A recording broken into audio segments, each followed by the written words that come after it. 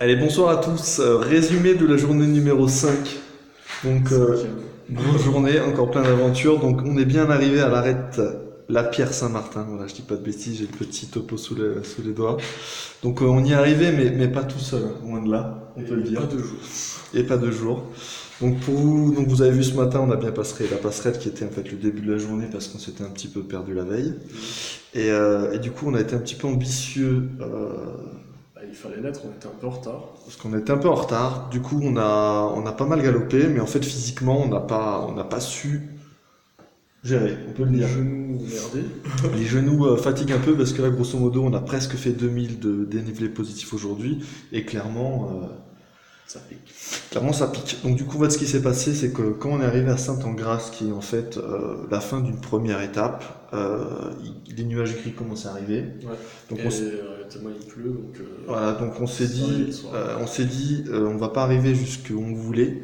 Du coup, on va prendre la variante. Surtout que bon, on s'est déjà mangé 2 jours de pluie, donc ça commence à bien faire. Voilà, donc on s'est dit, bon, on va prendre la variante parce que la variante, déjà elle est conseillée par mauvais temps.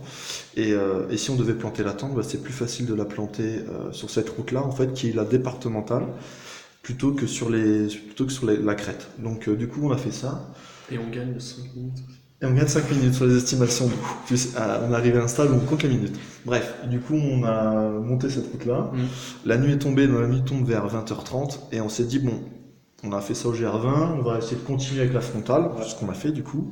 Parce qu'on était chaud encore. Enfin, dans le sens, plus on se rapproche, mieux c'est.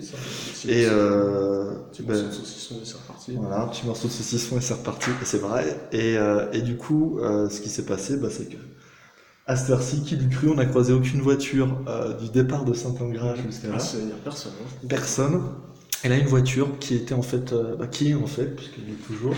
Alors, en fait, c'est pour ça qu'on va vous faire visiter en même temps, qui est en fait le gardien de la station de ski, si j'ai bien compris, de où on est, et qui nous a chaleureusement accueillis, qui nous a même, comme on l'est en fait, permis de rester dans la galerie. C'est pas un chalet, mais on fait une galerie.